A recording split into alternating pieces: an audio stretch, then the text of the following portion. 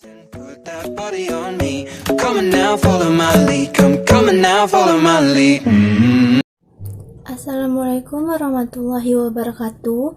Saya Tri Olpi Hafizah Fitri dari Prodi Perpustakaan dan Ilmu Informasi Fakultas Bahasa dan Seni Universitas Negeri Padang.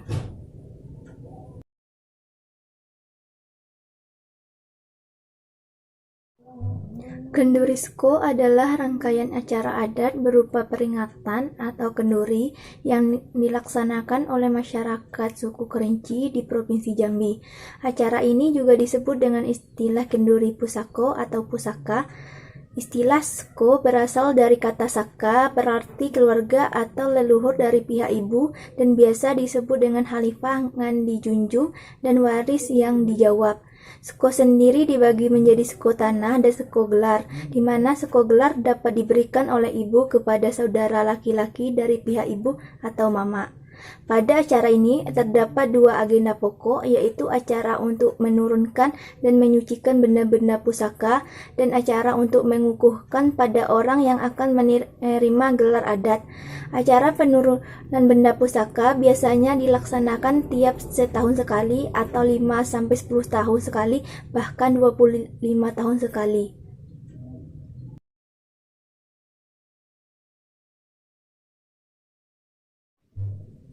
Proses berlangsungnya upacara adat Kendurisko, adanya acara penurunan dan kegiatan membersihkan benda pusaka dan arakan mengelilingi desa dengan nini mama membawa benda pusaka tersebut.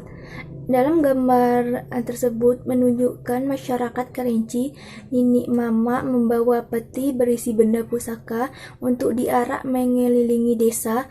Di beberapa titik dilakukan aksi pencaksilat oleh anak jantan yang masing-masing memegang satu pedang mereka, mempertontonkan keahlian bermain senjata tajam. Atraksi tersebut dilakukan sebagai simbol keamanan dalam proses membawa benda pusaka ke tanah Mendapo, tempat upacara dilaksanakan. Oleh para sesepuh adat, pusaka itu lalu dibuka satu persatu, dibersihkan, dan dipertonton kepada masyarakat sambil menceritakan asal-usul atau sejarah pusaka tersebut.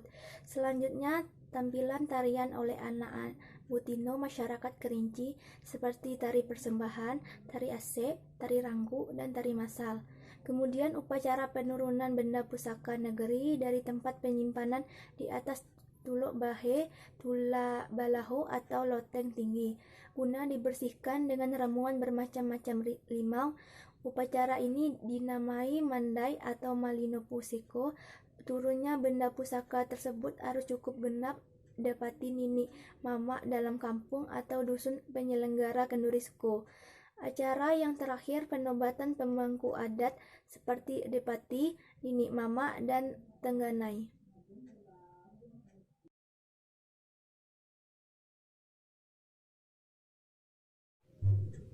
Taman Tujuh atau Telaga Purba adalah suatu peninggalan leluhur yang bersejarah. Tersimpan banyak hikmah yang dipelajari. Taman tersebut terletak di Desa Yang Tinggi, Kecamatan Sitinjau Laut. Di Desa Yang Tinggi sekarang ada suatu tempat yang paling tinggi disebut Larik Tinggi. Pada dahulu kala, Larik Tinggi berdiri beberapa rumah dan inilah yang merupakan dusun tertua yang merupakan asal mula Kerinci. Di sana terdapat 7 telaga berada di atas ketinggian bukit yang tinggi. Telaga ini memiliki hubungan yang erat dengan kehadiran nenek moyang orang suku Kerinci yang disebut Taman Tujuh. Di sana juga terdapat sebuah kuburan atau makam sejarah. Kuburan tersebut terdapat 4 batu nisan. Menurut cerita turun-temurun kuburan tersebut, yakni nenek hilang di Laman atau nenek Jaburiah. Beliau merupakan keturunan Indarjati dan Indi Jelatah. Disebut sebagai nenek hilang di Laman karena beliau tidak pernah ditemukan meninggal dunia. Hanya tiba-tiba menghilang saat beliau lagi di halaman atau di laman rumahnya. Silsilah keturunannya, Jati menikah dengan Indi Jelatah melahirkan keturunan Perpatih nan sebatang, Indar Bayo, Indar Tunggal atau bersusu tunggal, Indar nan beterawang lidah, dan Indi Maria merantau. Indar bersusu tunggal menikah dengan Samiah, memiliki 3 orang anak yaitu Putih Dayang Indah, Putih Dayang Ramayah, dan Putri Dayang Rawani. Putri Dayang Indah melahirkan 5 anak, yakni Dari Indah, Dari Setu, Indi Cincin, Mipin, dan Mas Jamain. Dari Indi Cincin lahirlah si Jaburiah dan si Jaburino.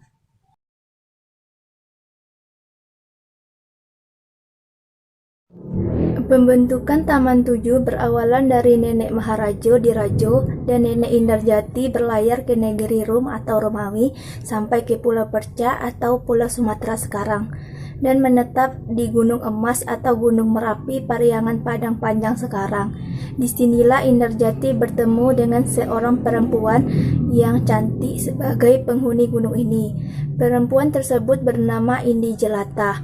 Kemudian menikahlah Indarjati dengan Indi Jelatah. Setelah beberapa tahun membina rumah tangga, maka Indarjati dan Indi Jelatah mendapatkan 2 orang anak, yaitu Perpatih nan sebatang dan Indar Bayo.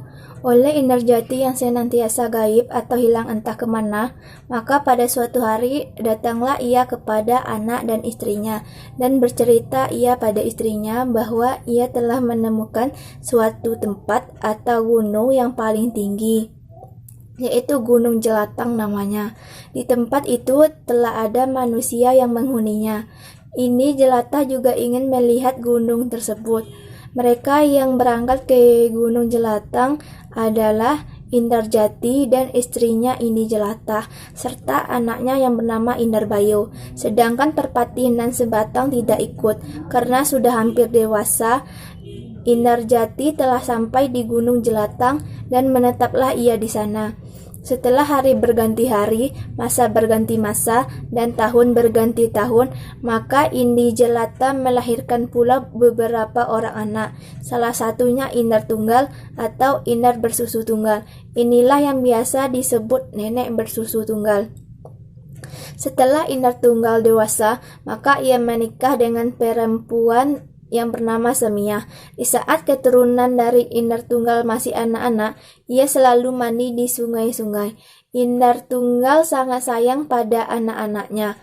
Untuk menghindari anak-anaknya dari bahaya mandi di sungai, maka oleh Indar Tunggal dibuatlah tempat pemandian khusus untuk anak-anaknya sebanyak 7 buah. Inilah yang disebut Taman Tujuh atau Telaga Tujuh untuk tempat pemandian anak-anaknya dari Nenek Indar bersusu tunggal. Karena perubahan alam dan pergeseran bumi, Gunung Jelatang mengalami erosi besar-besaran dan sebagian tanahnya hanyut, sehingga Gunung Jelatang sekarang berbentuk bukit.